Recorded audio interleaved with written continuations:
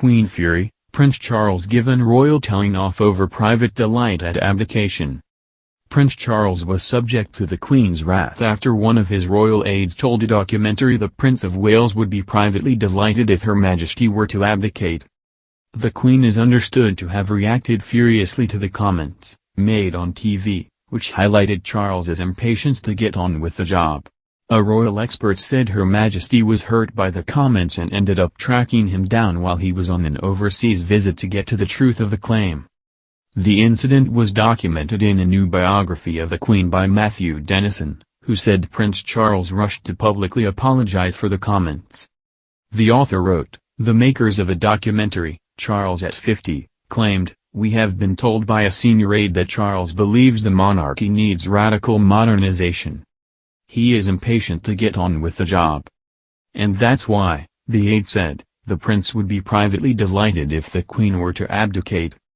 Hastily, Buckingham Palace and St. James's Palace issued a joint statement explaining that Charles had telephoned Elizabeth to express his distress. In fact, a furious Elizabeth had tracked him down on an overseas visit to discover he knew nothing of the allegations. A dutiful Charles responded by describing the suggestion publicly as deeply offensive, hurtful and completely wrong. But Mr. Dennison said the apology wasn't enough to appease the Queen, as it wasn't the first time she had heard such rumors. He said, "Elizabeth was indeed hurt. Rumors inside the palace suggested that the subject of her abdication had arisen at private dinner parties." When pressed further on the matter by Express.co.uk, Mr. Dennison said discussions of the Queen abdicating and Prince Charles ascending the throne early had existed since as early as 1982.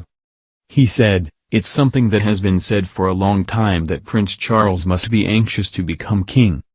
The first reports that I found about suggestions that the Queen might abdicate in Prince Charles's favor date from 1982, so when she had been on the throne for 30 years and shortly after the marriage of Charles and Diana." But he said the reports originated from the press, rather than directly from Buckingham Palace of Kensington Palace, the official residence of Prince Charles at the time. The biographer said that he doesn't think the Prince of Wales is itching to succeed his mother. He said, "I am quite sure that he has a rich and fulfilling life as Prince of Wales and is not twiddling his thumbs. What we don't have here is the equivalent of Hugh Laurie in Blackadder, who is just waiting for his parent to die to jump on the throne. Prince Charles will become king after the Queen dies or steps down from the throne. He is the longest-serving heir apparent to the British throne in history, having held the role for more than 68 years. Next year the Queen will celebrate her Platinum Jubilee, marking 70 years of devoted service to the Crown.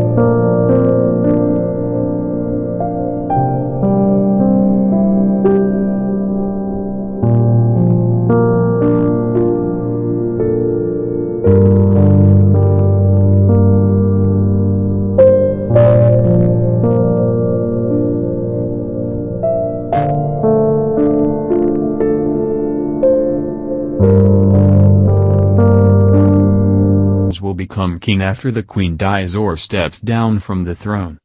He is the longest-serving heir apparent to the British throne in history, having held the role for more than 68 years. Next year the Queen will celebrate her Platinum Jubilee, marking 70 years of devoted service to the Crown.